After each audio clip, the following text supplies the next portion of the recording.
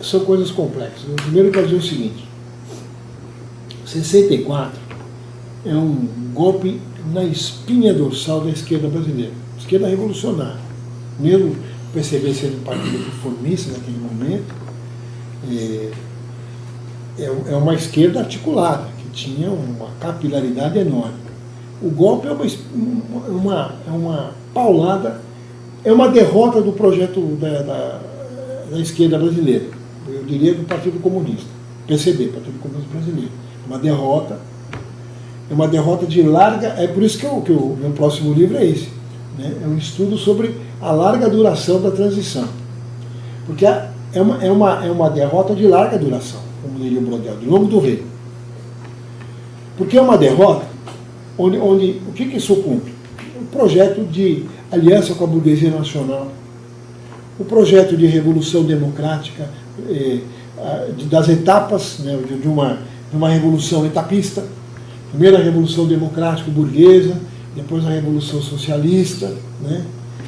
É uma derrota de uma compreensão do Brasil, que o Brasil era um país agrário, tanto que quando o Partido Comunista consegue vislumbrar na Declaração de Março de 1958, né, o Partido Comunista ele faz ele rompe com um documento anterior, que é o Manifesto de Agosto de 1950. A cabeça já não vai me lembrar. Acho que é 1950 e pouco, 51, 52, 50. Depois a gente vê essas datas aí, mas o Manifesto de Agosto ele é mais radical, ele tem um projeto nacional libertador, não muda muito daquele da ANL, mas ele é mais radical, ele prega uma aliança com a pequena burguesia, mais radicalizada, nacionalização das minas, do subsolo, do petróleo, né? Manifesto de Agosto de 1950. E prega uma hegemonia do proletariado nessa aliança com setores da burguesia nacional progressista, da pequena burguesia, mais sobre a hegemonia do proletariado. E prega também que a revolução democrática seja feita junto com o projeto da revolução socialista. Eu diria, é o momento mais avançado do Partido Comunista nos anos 50, que é uma resposta à sua ilegalidade de 47, quando ele é posto à clandestinidade. Mas depois, vamos dizer, a Declaração de Março, de 58, vamos dizer, que ela expressa muito mais, porque obviamente o Partido Comunista Brasileiro é um partido absolutamente ligado ao Internacional Comunista, e ao Projeto Comunismo Internacional, chamado MCI, Movimento Comunista Internacional. Então, obviamente, se o mundo está vivendo a coexistência pacífica, né, que é desenhada pelo Stalin, não vamos ter ilusões.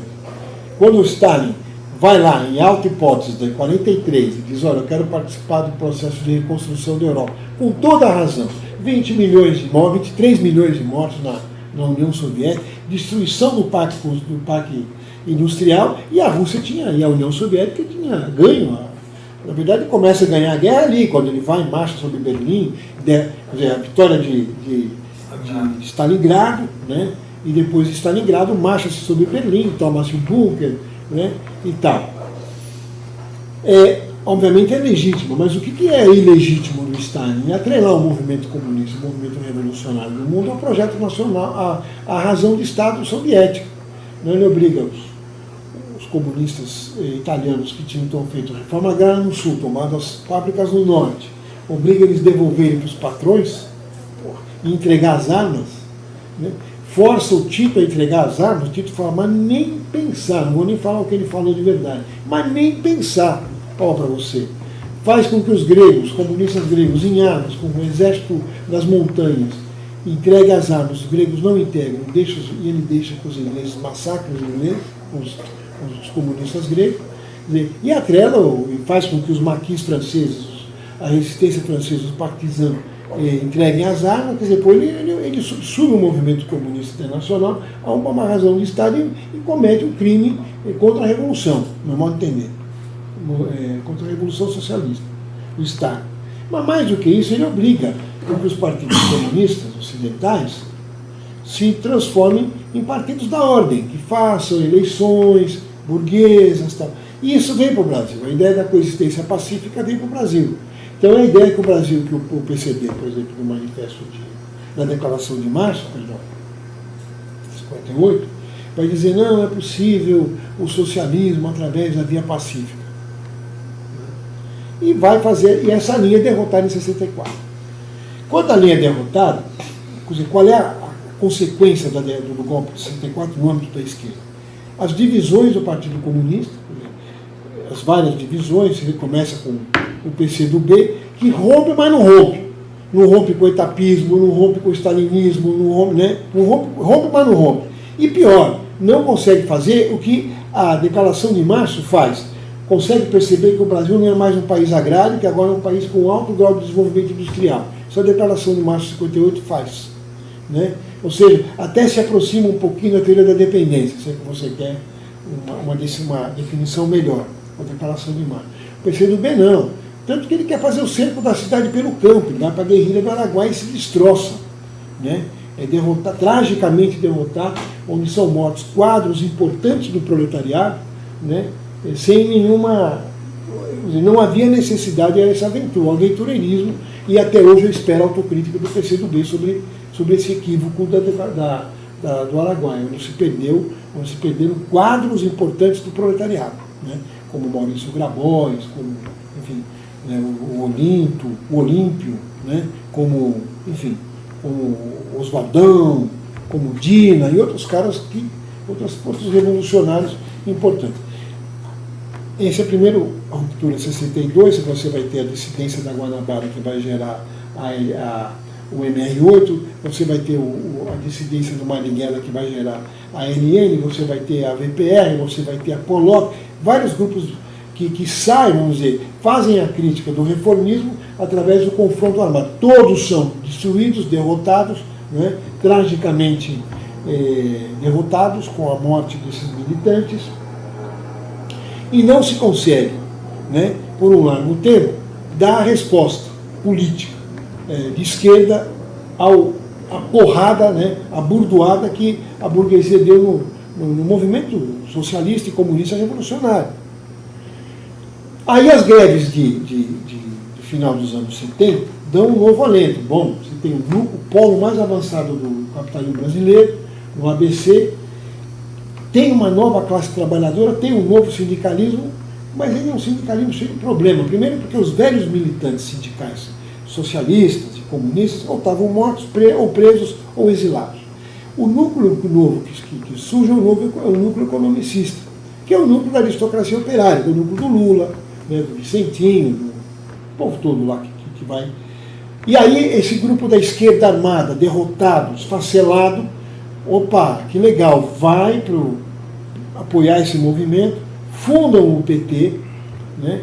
E fundam o PT, vamos pensar no seguinte sentido, o PT também surge no bojo de um legítimo e grande movimento, moderno movimento operário, como surgiu o PCB.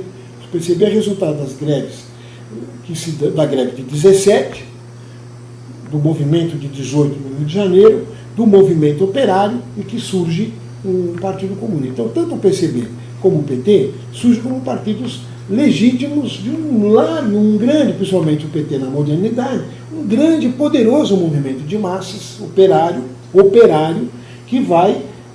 popular, que vai fundar o PT. Então você vai ter lá esses sindicalistas que são absolutamente despolitizados, é só pegar o Lula falando naquele período, que era contra a politização, era contra ter partidos políticos no movimento sindical, que era contra fazer alianças com partidos políticos, mas você vai ter chegada também lá do pessoal da Teologia da Libertação, você vai ter a social-democracia tardia chegando, né, também para apoiar nesses grupos, esses grupos comunistas derrotados na luta armada, e seções, e mais divisões do Partido Comunista, do próprio PCdoB e tal, que vão formar lá o PT. Funda-se o PT. Funda-se o PT e funda-se um partido político de várias tendências, mas com 3 hegemonias. Quais são as hegemonias? O sindicalismo economicista, de Lula e seus companheiros, a social-democracia tardia e a teologia da libertação. Né? E ali você tem também uma esquerda revolucionária disputando espaço, mas eles vão perdendo espaço pela máquina. Já na segunda metade dos anos 80, quando eles começam a ganhar prefeituras e tal, já o projeto, eles nunca se definiram como um partido socialista, nunca se definiram como um partido de esquerda e nunca se definiram politicamente. É um partido que tinha intelectuais da maior importância, como por exemplo o Florestan Fernandes, mas não consegue construir um projeto de Brasil. Não tem uma teoria do Brasil, não tem um jornal nacional, um jornal, né, publicado de norte a sul, não tem um programa político unitário, ele é todo fragmentário. E nesse fragmento atua a social-democracia e setores cooptados da esquerda, que passam também, reformistas e nacional-libertadores, como setores oriundos da LN, como Falcão, Zé Dirceu, né, tal, que vão se juntando a um projeto de novo reformador. Então eles nascem fazendo a crítica ao Partido Comunista e quando eles estão na segunda metade dos anos 80, eles já estão fazendo o mesmo discurso reformista do velho PCB, com a diferença. O velho PCB diz o seguinte: a luta, a aliança com a burguesia nacional e a luta democrática por uma revolução democrática é uma etapa para a revolução socialista. O PT fala, o nosso projeto é a revolução democrática. E aí fica muito claro que o projeto do PT, que poderia fazer a transcendência, né, da derrota, podia fazer a autocrítica, a transcendência e a afirmação de um partido revolucionário de massa, não acontece. Então você diz o seguinte: o PT não consegue romper a autocracia burguesa. Fica muito claro quando o Lula ganha as eleições de 2002, tinha aquela grande esperança de quem participou desse processo. Eu mesmo, no plano singular aqui, né, estava cheio de esperança porque eu participei da coordenação da campanha do Lula, de 2002, né, representando o PCB, eu e mais um outro camarada, o Igor Grabois, que é o neto do Maurício Grabois do PCdoB, mas a gente estava no PCB e participamos pelo PCB, eu, o Igor Grabois e o Edmilson Costa, que éramos os responsáveis pela campanha do Lula. E a gente ia percebendo nesse processo de construção, né, o processo de retração, todo o apoio popular. Então, com 80% de apoio quando o Lula é eleito, a Carta aos Brasileiros já é um momento de, não só da recomposição, da conciliação de classe, como também da opção por não romper a autocracia burguesa. Então, o que está acontecendo aqui agora é o resultado de ainda no movimento operário popular brasileiro, né, não ter conseguido romper a autocracia burguesa. Que ela continua funcionando a pleno vapor.